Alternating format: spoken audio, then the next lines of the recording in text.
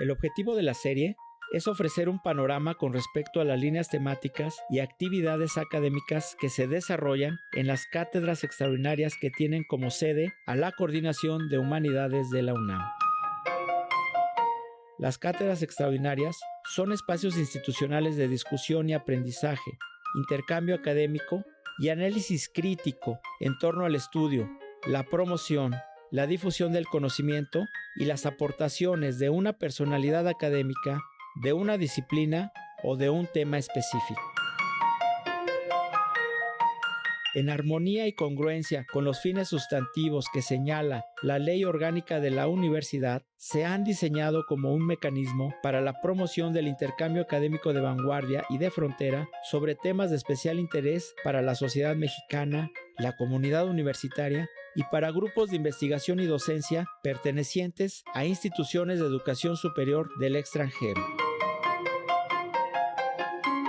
Su objetivo es enriquecer y fortalecer el desarrollo académico de la UNAM por medio de la participación de académicos, docentes, profesionales y estudiantes, promoviendo el intercambio y la difusión de los aportes de investigadores con un reconocido prestigio nacional e internacional. La Coordinación de Humanidades fomenta la realización de actividades en cátedras extraordinarias que desarrollan, como una de sus principales vertientes, el estudio, la difusión, la enseñanza y el reconocimiento de la vida y obra de importantes figuras académicas que han contribuido de manera relevante en diferentes ámbitos de las humanidades y las ciencias sociales.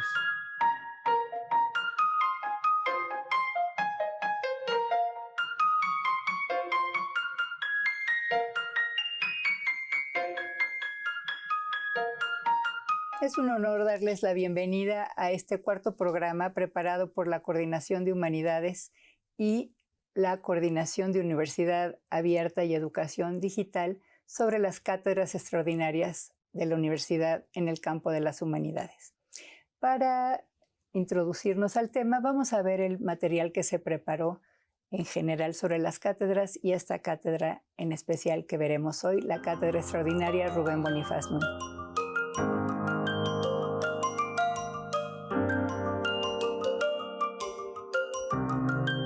Extraordinaria en campos disciplinarios distintos, pero entreverados en su espíritu, la producción intelectual y la actuación universitaria de Rubén Bonifaz Nuño son patrimonio y modelo para quienes aspiramos a contribuir a los altos fines de la universidad.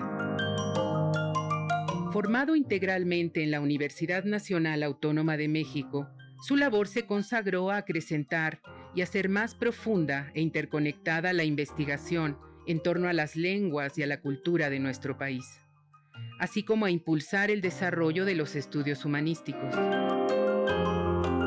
Poeta reconocido por crear formas y ritmos para la lengua española tras el estudio minucioso de su siglo de oro, de la poesía náhuatl y de la lírica grecolatina, Rubén Bonifaz Nuño prestó su capacidad expresiva al servicio de la comprensión de nuestra cultura mediante la palabra y el estudio de textos fundamentales para su conformación.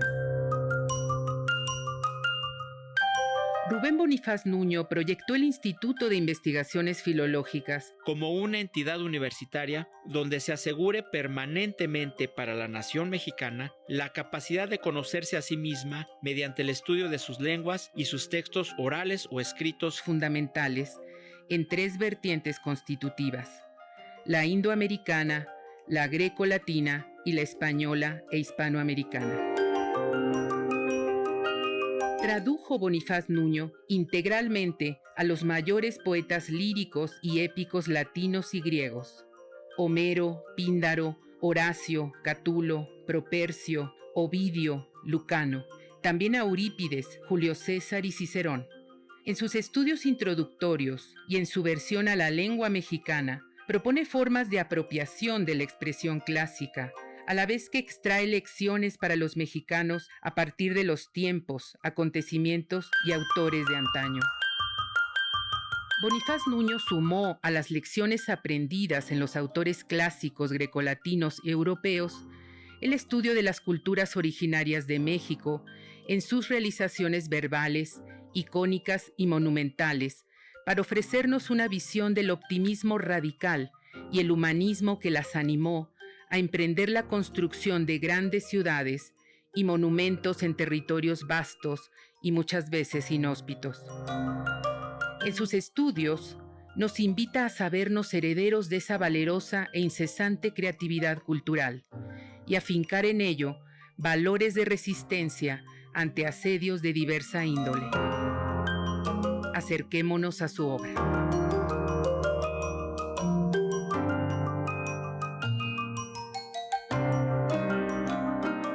Contamos con dos universitarios de gran relevancia para nuestra universidad y para la cultura en México en este programa. Quisiera presentar primero al doctor Diego Valadez. Doctor, muchísimas gracias por estar aquí. Gracias. Ustedes sabrán que es un jurista de primera línea, que fue director del Instituto de Investigaciones Jurídicas y también coordinador de humanidades. Está aquí como universitario que conoció a ese otro gran universitario, que es Rubén Bonifaz Nuño, con quien interactuó en muchas funciones universitarias y también como amigo entrañable. Así es. También tenemos al doctor Bulmaro Reyes Coria, quien fue primero discípulo y después también amigo y colaborador de trabajos universitarios de Rubén Bonifaz Nuño. Él es especialista en literatura latina, traductor de Cicerón y con Rubén Bonifaz Nuño dirigió un tiempo la Biblioteca de Escritores Griegos y Latinos de la Universidad Nacional Autónoma de México. Con ellos vamos a empezar a platicar por qué es importante para la universidad dedicar una cátedra a los trabajos y a la memoria de Rubén Bonifaz Nuño. Yo creo que ya respondió usted a la pregunta porque nos presentó a Rubén como el gran hombre universitario primero, desde luego, pero yo quiero recordar algo que pocas veces se dice. Rubén estudió en la Universidad Nacional Autónoma de México y creo que exclusivamente, y digo creo porque no me consta totalmente, pero es universitario, de joven, de adulto y de tercero de secundaria, si me permiten la suerte de broma. Rubén Bonifaz Nuño, como estudiante, yo recuerdo anécdotas que amigos suyos de su edad nos contaban, que era una suerte de maravilla de estudiante y que no tenían grandes necesidades de estudiar. Creo que antes de entrar a clase leía el artículo X de la Constitución y luego ya lo comentaba en clase. Y para qué les cuento de las clases de latín, que eran todavía asombrosas por su capacidad, no de retentiva, sino de enseñanza al profesor. Y naturalmente después, como profesional, nos dio ejemplo en todos los campos. Ejemplo como trabajador académico. Por decir algo, tradujo 20 obras, espero que me equivoco, sea por cuenta de menos, pero no por cuenta de más, 20 obras entre latinos y griegos, y entre ellos debemos contar las principales de la literatura latina y de la literatura griega. Tradujo a Homero, para comenzar con una de las sorpresas más recientes, pero había traducido a Catulo, había traducido a Virgilio. Obras que desde luego son el sine qua non de las universidades más prestigiosas del planeta. Sin Catulo no se puede entender una facultad de filosofía y letras, pero sin Catulo no se pueden entender los profesores de ninguna escuela que tenga latines. Como trabajador, pero luego como fundador. Fundó nada menos que una gran institución en la que hoy, pues usted, doctora Lilian Álvarez, nos puede decir cuántos trabajadores tiene. Y esa es una labor social invaluable. Ese solo hecho nos debe tener pendientes de la gratitud. Yo digo de gente admirable como Marco Tulio Cicerón, y de verdad no entiendo cómo después de más de 2000 años sigue dándome de comer a mí y a mi familia. Nos da escuela, nos da educación. No me refiero a que nos enseña retórica y nos enseña a armar un discurso y nos enseña latín. No. Nos da de comer después de más de 2000 años. Y si a mí me multiplican por el número que ustedes quieran, no se van a equivocar. Entonces, ese hecho de que Rubén dé de comer es una maravilla. ¿Qué alimento espiritual sería ese? ¿Qué aportaciones principales ve usted en la obra de Rubén Bonifaz Nuño que hayan trascendido en el trabajo de la universidad, doctor? Gracias por esta participación que me permite usted tener a su lado y a la de Gulmaro, a quien tanto aprecio y admiro, y que nos ha dado un perfil cultural excepcional de don Rubén. Las aportaciones son múltiples, doctora, y habrá que hacer una síntesis de ellas.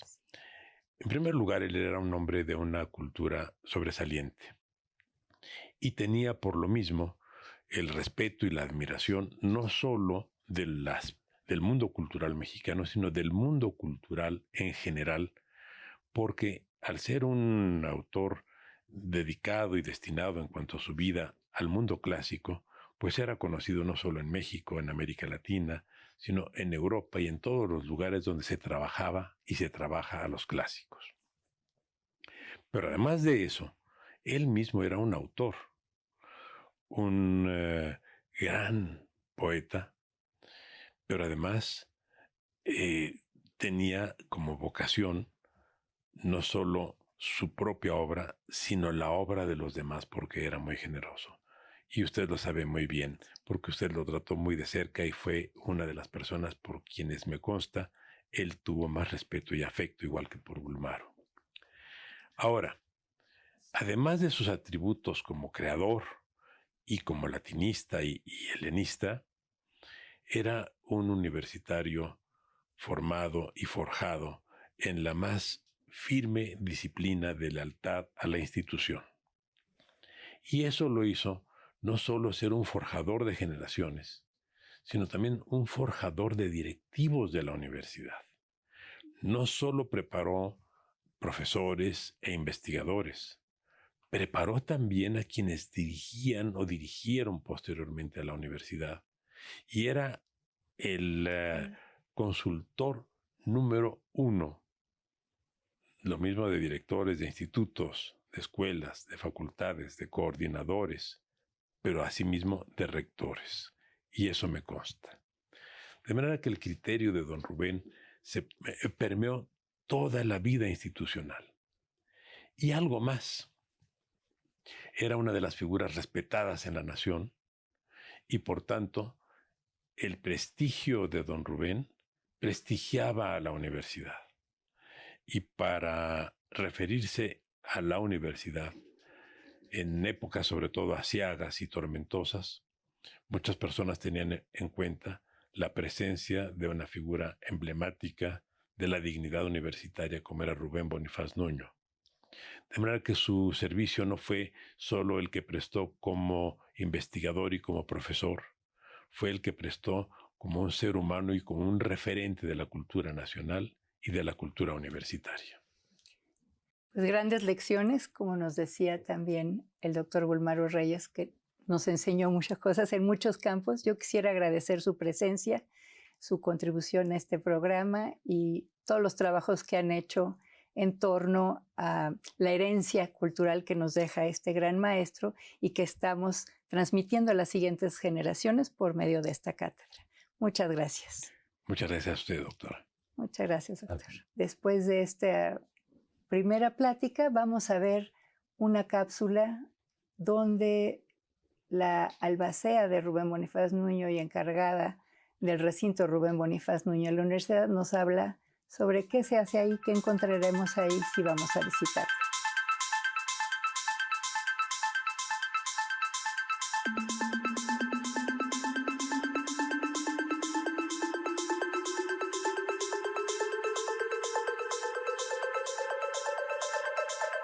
Hola, ¿qué tal? Bienvenidos al recinto Rubén Bonifaz Nuño. Mi nombre es Paloma Guardia Montoya, responsable del recinto. Adelante, por favor.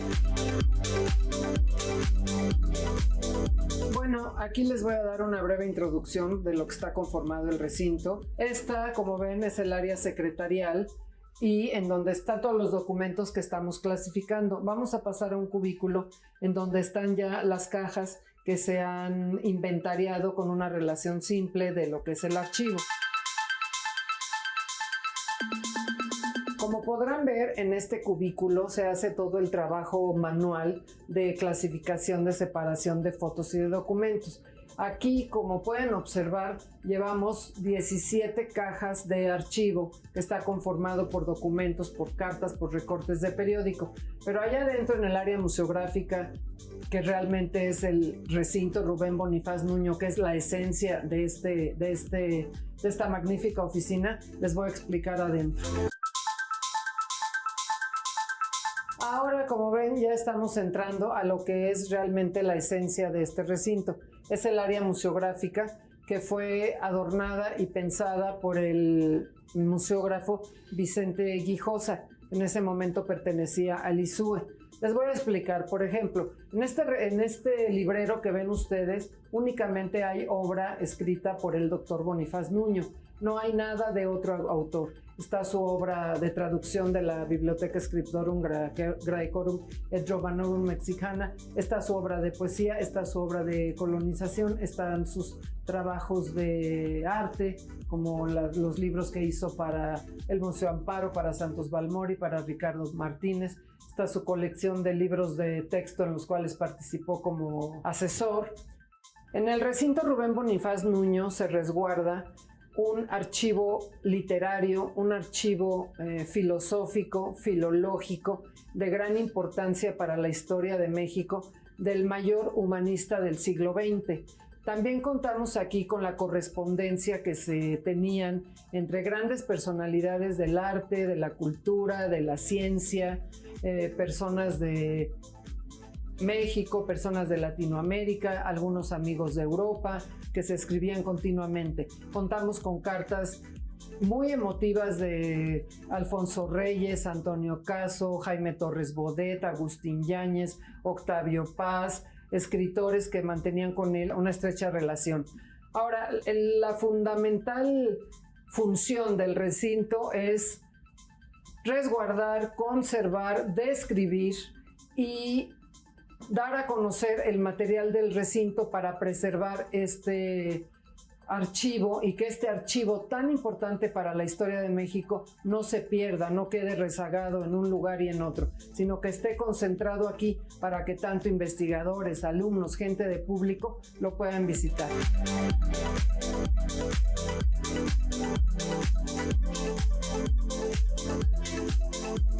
Quiero dar la bienvenida a esta conversación con el amable público sobre la Cátedra Extraordinaria Rubén Bonifaz Nuño al doctor Gerardo Ramírez Vidal, quien es estudioso de la tradición retórica clásica y coordinador del Centro de Estudios Clásicos del Instituto de Investigaciones Filológicas.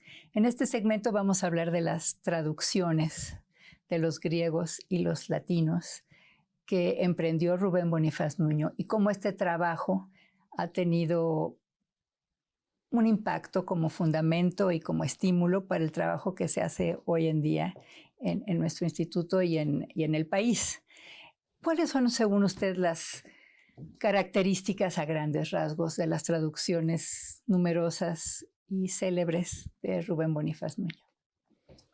Bueno, sobre las traducciones del maestro, pues se ha discutido bastante, se han hecho jornadas, encuentros sobre su forma de traducir, y bueno, es un asunto que en efecto llama mucho la atención, pero yo tengo una orientación que difiere un poco, obviamente porque uno trata de encontrar otros resquicios en las traducciones.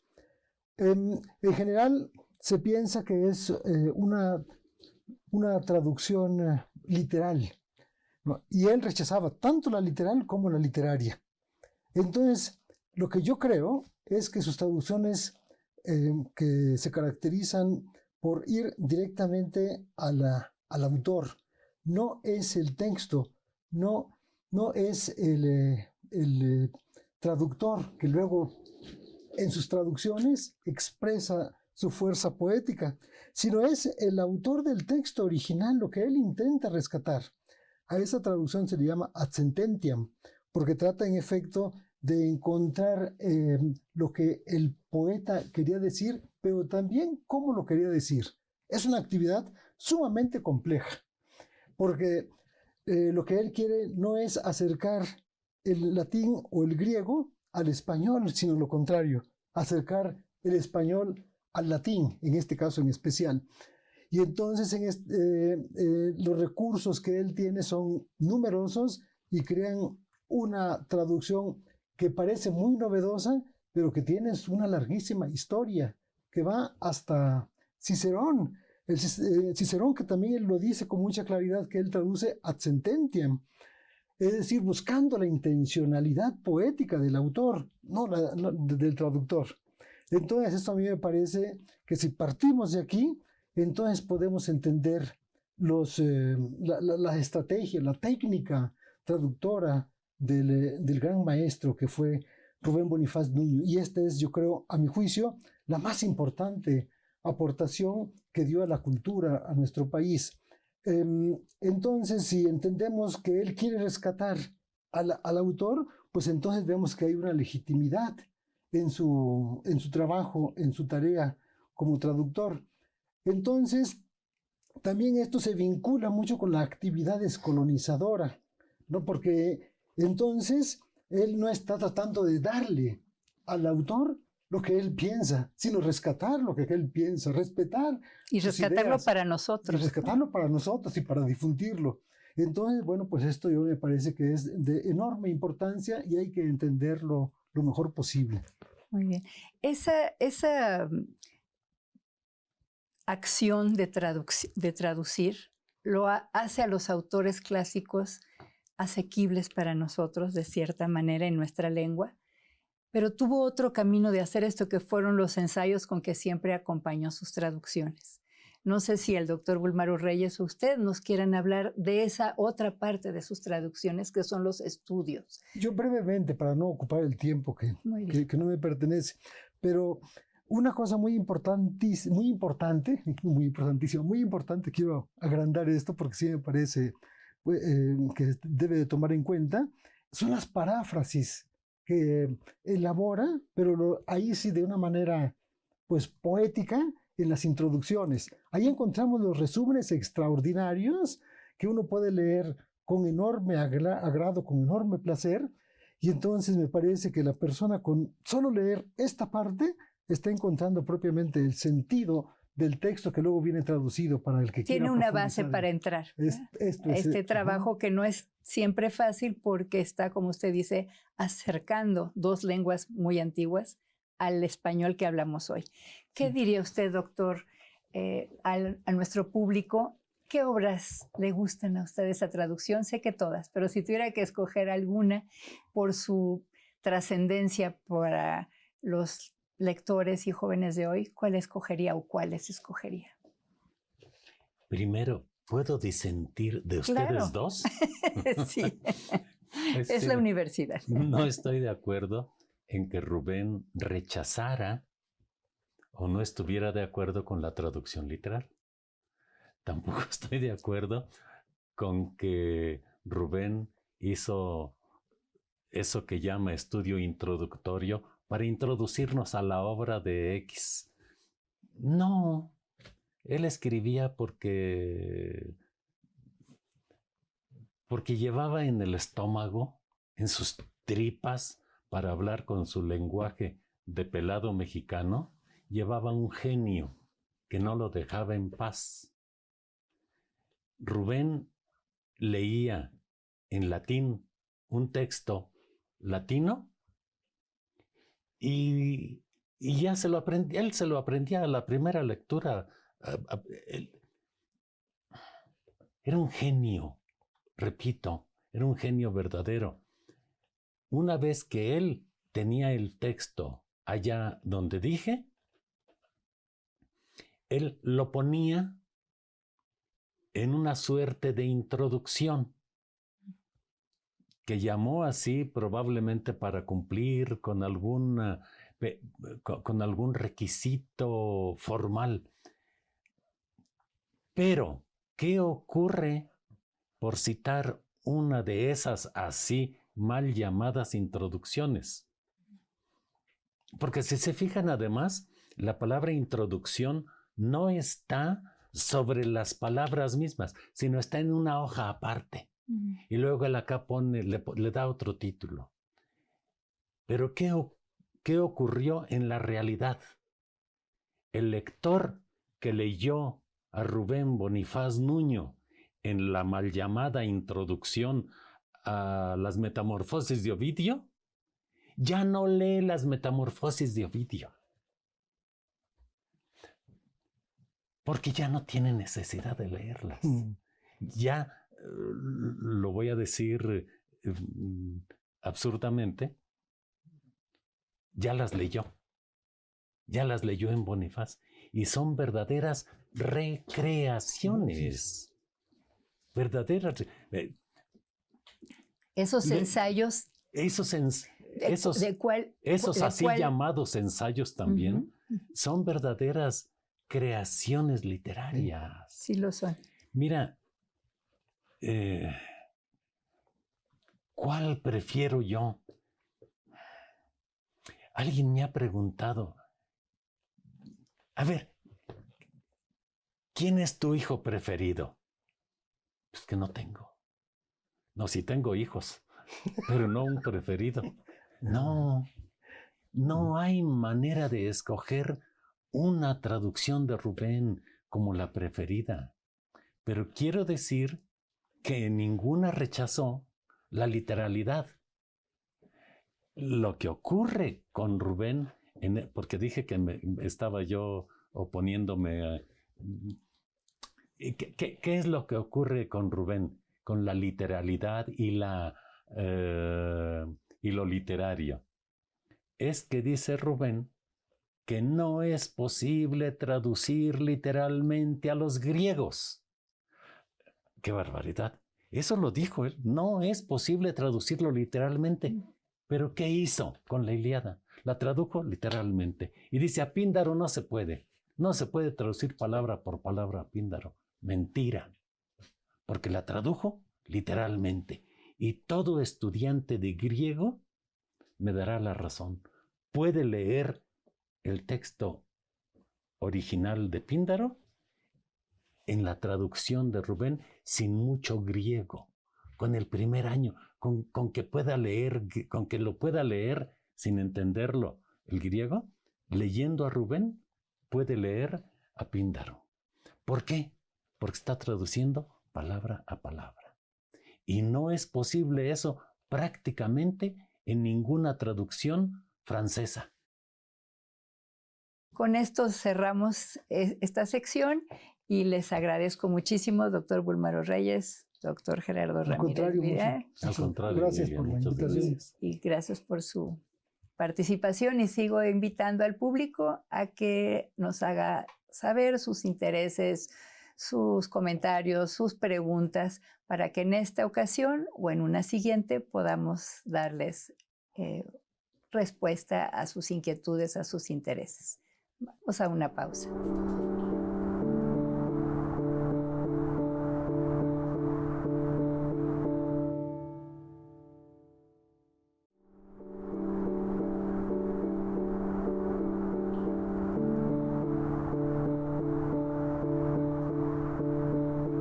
Gracias por continuar con nosotros. Quisiera darle la bienvenida al doctor Gabriel Enríquez Hernández, quien es investigador del Centro de Estudios Literarios del Instituto de Investigaciones Filológicas, quien está aquí para hablar sobre la poesía. Esa faceta de Rubén Bonifaz Nuño lo define en la cultura nacional como uno de sus grandes creadores a través de la poesía. Empieza él en 43, su primer libro, La muerte del ángel, con el que ganó premios importantes para jóvenes, y termina con el libro de Calacas, ya muy cercano a su muerte, una vida dedicada también a la poesía.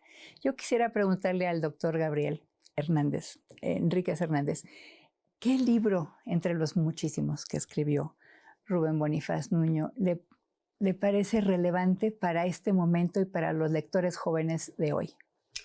Muchísimas gracias en primer lugar, Lilian, por invitarme a recordar una parte de la poesía de Rubén Bonifaz. Es un lugar común, en principio, me gustaría señalar que los estudiosos de su obra y los conocedores de Rubén Bonifaz hagan énfasis en la poesía amorosa que Rubén Bonifaz escribió. Uno de sus alumnos dijo muy sintéticamente: Rubén Bonifaz es el poeta del amor, es el poeta de la poesía amorosa. A mí me gustaría en esta breve charla y en este espacio que tendremos señalar a qué tipo de amor se refiere, a quién se dirige Rubén Bonifaz, quién es la amada que aparece en sus versos. Y para encontrar respuesta a esta pregunta, me gustaría señalar en primer lugar que sobre el basamento de la poesía amorosa de Rubén Bonifaz está la lectura de Propercio. Sobre el estudio y la traducción que realizó Rubén Bonifaz, que podemos observar en este libro, Rubén Bonifaz construye una imagen de poeta amoroso. ¿Qué quiere decir exactamente un poeta amoroso? Al primero que tradujo Rubén Bonifaz es a Virgilio. En el estudio de Virgilio, Bonifaz señalaba que para este poeta el amor era un estorbo para el espíritu humano. ¿Por qué?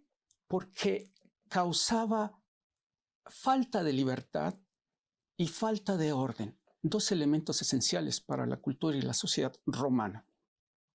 ¿Por qué libertad? Porque el amante dependía de su amada y estaba condenado a sufrir su aceptación o su rechazo. Falta de orden porque las emociones que se desarrollaban en su interior estaban en lucha perpetua, carecían de un orden, y lo mismo sentía desilusión que ilusión, y lo mismo sentía amor que el rechazo de su amada. Y por esta razón es que Bonifaz nos decía, para Virgilio el amor era un obstáculo para el espíritu humano. El segundo elemento, más que elemento, el segundo poeta que Bonifaz estudia es Propercio. Propercio y su amada Cintia. Tiene un interesantísimo epígrafe que no se puede comprender al principio en su traducción a Propercio, que dice lo siguiente: y sobre mi cabeza estén tus reinos siempre.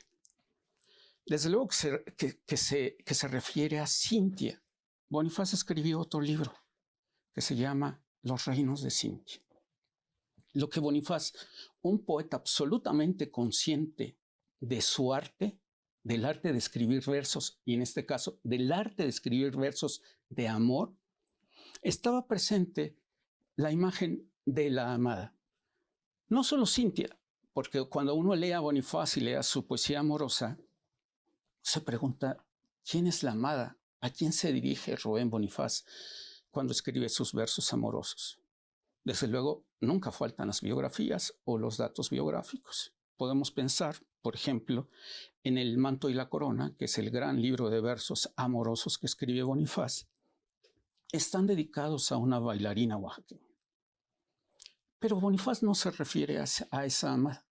Bonifaz se refiere, te lo adelanto de una vez, A ver. porque está presente qué significa y qué título le da el manto y la corona, lo explica en sus ensayos, en el reino de Cintia. ¿Cuál es el reino de Cintia? El reino de Cintia es el reino de la amada. Pero la amada, a su vez, es el poema. Y por eso, en otros libros, como en 3 poemas de antes, aparece enigmáticamente una figura a la cual el poeta o la voz poética que está expresando esos poemas se dirige, que es la poesía. Bonifaz en 3 poemas de antes, en 3 o 4 poemas aparece poesía, ¿no? A ti, poesía, apareces de pronto la esperada inesperadamente, ¿no? Y se refiere efectivamente a sus poemas, a su obra. En pocas palabras, los reinos de Cintia son los reinos de efectivamente la amada, pero también después de esta colocación en una lectura detrás de líneas o interlineal, se refiere a su propia obra. Los reinos de Cintia son los reinos de la amada. El manto y la corona son, en clave simbólica, la poesía y la amada. Y por eso, cuando escribe el epígrafe en versos de Propercio, y sobre tu cabeza estén tus reinos siempre, se refiere efectivamente a que en su cabeza esté la amada, que dispara la imagen de la belleza. Puedes leer también en clave simbólica que el poeta está pidiendo que no la abandone la belleza, que la belleza siempre esté en su cabeza.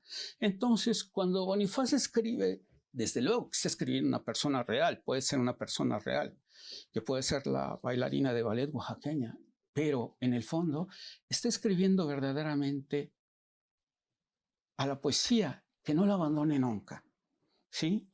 Que no iba a escribir en sonetos, porque los sonetos y los mejores sonetos de la lengua los había escrito Quevedo, aunque también había escrito unos malos, Quevedo. También se contradijo, porque en uno de sus libros de poesía amorosa, que recomiendo ampliamente para la lectura de los jóvenes, es en sí mismo un manual para cómo se escribe una poesía amorosa. Él escribe de los 22 poemas o de las 22 poemas que conforman el libro, escribe 14 sonetos. Entonces, efectivamente, Bonifaz, como tú habías dicho, va desarrollando y va buscando una búsqueda personal de expresión. Y cuando tiene 55 años se siente con la capacidad suficiente de escribir poesía en sonetos. Ya tiene la acentuación, que si hacemos caso en Marco Antonio, predomina en la quinta sílaba del verso. Tiene un predominio del acento, el acento cae en la quinta sílaba. Entonces ya tienes la acentuación y ahora va a dar su versión y va a rivalizar con Quevedo en los sonetos. Eso que había dicho, no, yo no voy a hacer sonetos, ahora lo encontramos en 3 poemas de antes con sonetos. En ese libro que mencionas, que recomendamos ampliamente como una introducción, pero en todos sus libros hay lecciones de poesía. En todos muestra sus hallazgos como poeta, y así lo reconoció Francisco Hernández cuando recibió en la primera edición del Premio Internacional de Poesía Rubén Bonifaz Nuño. Vamos a ver una cápsula de esta ceremonia de premiación, donde un gran poeta mexicano recuerda y reconoce al otro maestro de la poesía mexicana, que es Rubén Bonifaz Nuño, cuando recibe el premio que lleva su nombre.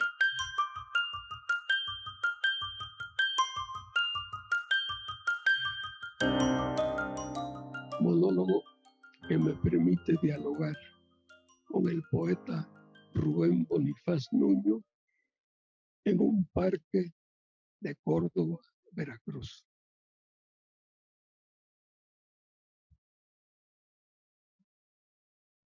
Aquí estamos, don Rubén, donde le prometí, sentados en una banca frente a la parroquia de la Inmaculada Concepción, en el Parque 21 de Mayo de la ciudad, donde, al igual que Jorge Cuesta, vio usted la luz por primera vez.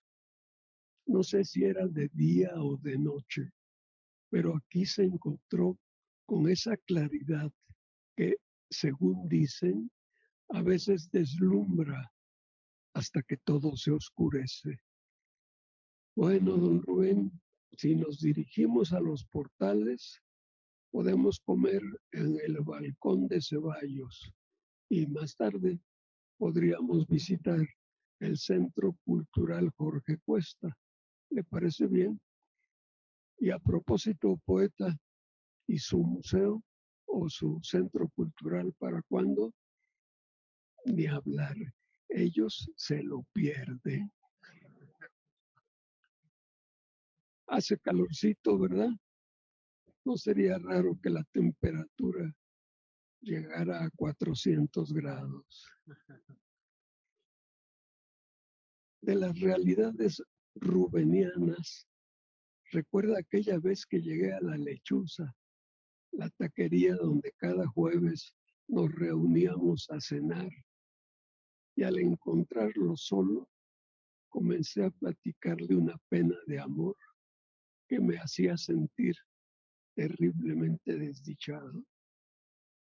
Y antes de reír, con la serenidad de quien ha pasado más de una vez por esos caminos que lo hacen sentir a uno descobijado y sin salida, me sacudió diciéndome: ríete, Francisco, ríete, yo me estoy quedando ciego y sin embargo me río. Gran lección, querido poeta. No se me olvida y me ha servido para librarme más de una vez de encrucijadas desesperantes, pero bienvenidas. ¿Quiere que nos vayamos, don Rubén?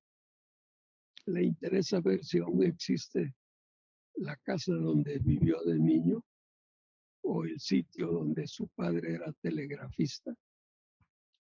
Ah, mire, ahí viene ya mi esposa Leticia, que como le dije, es cordobesa. Fue en busca de la Virgen de la Soledad y seguramente la encontró porque viene muy sonriente. Déjeme pedirle que nos tome una fotografía. Espérese, ¿a dónde va, don Rubén?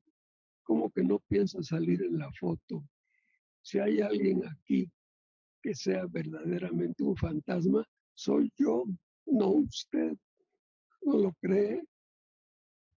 En ese momento pasa con lentitud un Volkswagen rojo de cuyas bocinas salen estas palabras: cha, cha, cha, que hierva el ruido, bailemos, que siga el vacilón, porque somos libres.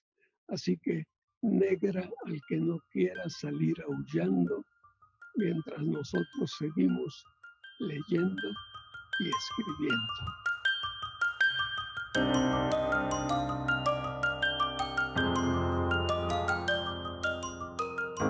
Doy la bienvenida a este segmento de la plática sobre la Cátedra Extraordinaria Rubén Bonifaz Nuño a dos integrantes del Seminario de Estudios para la Descolonización de México, fundado por el universitario de quien venimos hablando todo este tiempo, para que abordemos un tema que ha sido importante para la cátedra y fundamental para el trabajo de Rubén Bonifaz Nuño, porque ahí reunió todo lo que aprendió en su vida para aplicarlo al mejoramiento de su país. Le doy la bienvenida entonces al doctor Octavio Quesada, investigador del Centro de Investigaciones Interdisciplinarias de Ciencias y Humanidades, y al doctor Eusebio del Instituto de Investigaciones Filológicas. ¿Qué era para Rubén Bonifaz Nuño la descolonización de México y cómo propuso caminar en ese rumbo?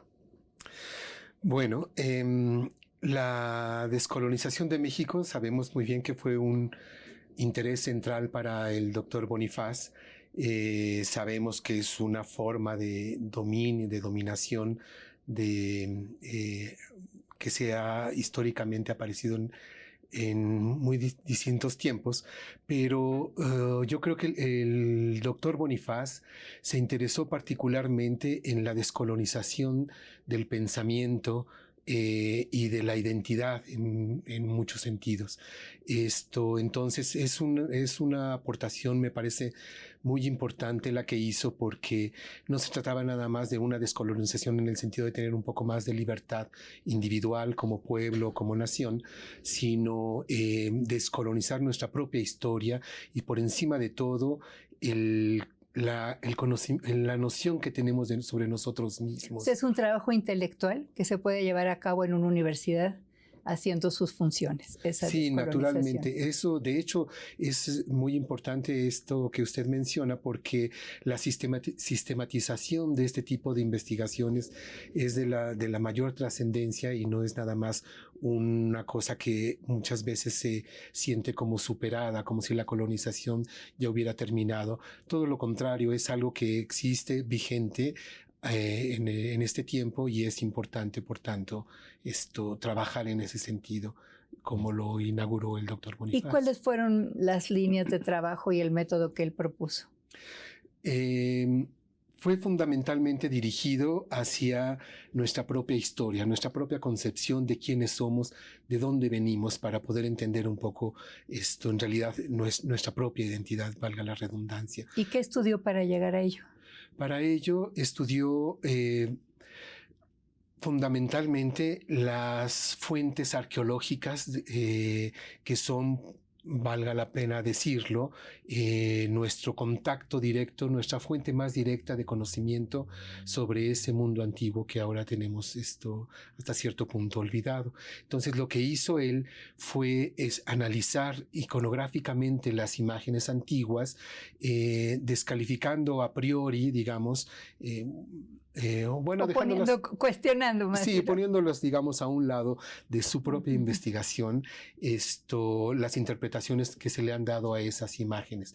Y para ello, pero desarrolló todo un método muy, muy bien fundado, en el sentido de que se concentró directamente en el análisis de las imágenes para comprender primero los elementos que las constituyen, después las acciones en las que están involucradas, y una vez teniendo una concepción de qué es lo que está ocurriendo realmente en esas imágenes, buscar entonces sí en los textos, en las fuentes textuales, algo que coincidiera con ello y que nos diera luces acerca de lo que pueden significar sí, estas. Para él, su primer libro, donde hace un estudio, donde presenta ya una interpretación completa, es Imagen de Tlaloc.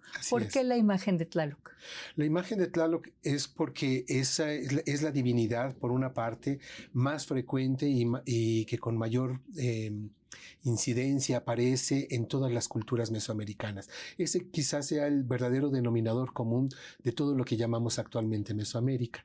Entonces, y eso es era fundamental analizar esa imagen y alcanzar ciertas conclusiones. ¿Por qué el estudio de esa imagen? ¿Cómo la interpreta para que eso sea base para descolonizar nuestro conocimiento de nosotros mismos, nuestra idea de nosotros mismos? Sí, pues lo que le confiere esa importancia a ese tipo de estudios es que nosotros normalmente tenemos una impresión de que, se nos ha enseñado que esa es una divinidad que tiene que ver con la lluvia, con el agua, que probablemente sí esté relacionada con ello, pero que esto probablemente también sea una interpretación muy superficial acerca de su sentido. El maestro Bonifaz, después de hacer el análisis que hizo iconográfico, identificó un texto del mismo siglo XVI en el cual se apega a justamente a la descripción formal de esta imagen. Y lo que encontró, que es fundamental, es que esa imagen es la representación de la creación del universo, de la creación del mundo en su totalidad, pero desatada por la presencia humana, en donde el ser humano queda dentro de ese acto creativo, en el centro justamente de no nada más desatándolo, como él dijo con sus propias palabras, como motor y materia de la creación, porque en esa narración se puede leer como del cuerpo mismo del primer hombre, que valga la pena decirlo, la misma fuente dice, algunos decían que tenía figura de hombre, otros que de mujer. Entonces es evidente que se está refiriendo al ser humano, hombre y mujer, al ser humano.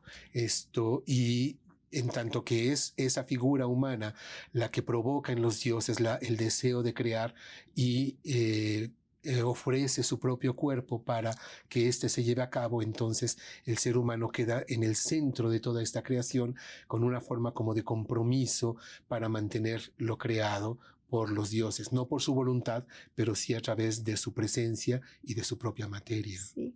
Gracias. Antes de ir a las actividades que en este campo tiene la cátedra, quisiera, si usted pudiera decirnos, doctor Eudave, algunas características del humanismo prehispánico que estudió Rubén Bonifaz Nuño a partir de esta imagen y de otras fuentes. Sí, me parece que un texto esencial del maestro hay que leer Humanismo Prehispánico, que escribió justo a partir de un primer ejercicio académico que él organiza siendo coordinador de humanidades por el año del 85, 87, 1987. Y es un texto muy importante porque se pone a dialogar qué implica ser humano y la acción del humano, el ser humanista, desde la percepción del europeo invasor y lo que genera un tipo de humanismo donde todo se explota, se extrae, frente a un humanismo indígena que tiene básicamente una relación con la lectura que nos explicaba el doctor Quesada, porque el humano estamos para cuidar a la tierra, a la naturaleza, para ser co-creador con lo otro divino en este universo. Y me parece que es esencial porque el texto que se escribió hace tanto tiempo sigue vigente hoy día para entender cuál sería la parte que nos correspondería recuperar como mexicanas, como mexicanos, de esas filosofías que los pueblos indígenas de hace 500 años y que hoy día también siguen preservando, que es el cuidado de una relación y un cuidado con la tierra, una religiosidad ligada con la tierra. Y me parece que Coatlicue, que es uno de los símbolos, el maestro dice eso, mal llamada Coatlicue, porque implica justamente entenderlo en un sentido mucho más amplio, con una filosofía más amplia, muy humana, que tiene que ver esa relación con todo lo que nos rodea, aves, felinos, serpientes, humanos, que se dedicó a estudiar y que también se continúa estudiando, nos dan pie justamente para ver que la relación con las serpientes que los europeos de ese tiempo vieron como malignas, pues no eran malignas, eran otro sentido. Pues sí, él hace una lectura, ¿verdad? Hizo una sistematización de las formas de representación, les da una interpretación y son la base para un humanismo nuevo y diferente al grecolatino judeocristiano que él estudió también muy seriamente. Entonces, ¿cómo se traduce esto en actividades de la cátedra? Bueno, creo que las tres áreas que el maestro trabajó, que son traducción, poesía y los estudios del México antiguo, son las principales líneas que él nos dejó y nosotros retomamos para seguir con su trabajo, porque recuperamos hay un método y a partir de ese método se puede aplicar para el estudio de las imágenes, partiendo y dudando siempre de las crónicas que es una enseñanza del maestro Bonifaz, para entonces contrarrestar y hacer el cruce de muchas fuentes, ¿no? Me parece que el trabajo de la cátedra, cada año hay jornadas de poesía, ha habido eventos de trabajos de traducción, y cada año hacemos el ciclo de conferencias para la descolonización, y ahí se reflejan en las publicaciones que están por venir también, y sobre todo la recuperación del boletín que ahora se llamará 7 Cuevas. Muchas gracias. Es breve la información que podemos dar, pero ojalá haya despertado interés, curiosidad en el público para que nos acompañe en las múltiples actividades que tiene la cátedra y para acercarse a la obra de Rubén Bonifaz Nuño por cuenta propia, que como ya dijimos tiene varias vertientes. Las que están a la mano son sus traducciones, su poesía y sus estudios iconográficos. También tiene una línea de estudios del arte mexicano de la que no hablamos aquí, pero si ustedes se acercan a la biblioteca Rubén Bonifaz Nuño encontrarán toda su obra. Si se acercan al recinto del que ya se habló, encontrarán toda su obra, y les agradecemos a ustedes su atención y a todos nuestros participantes su amabilidad y su conocimiento para la realización de este programa. Hasta el próximo.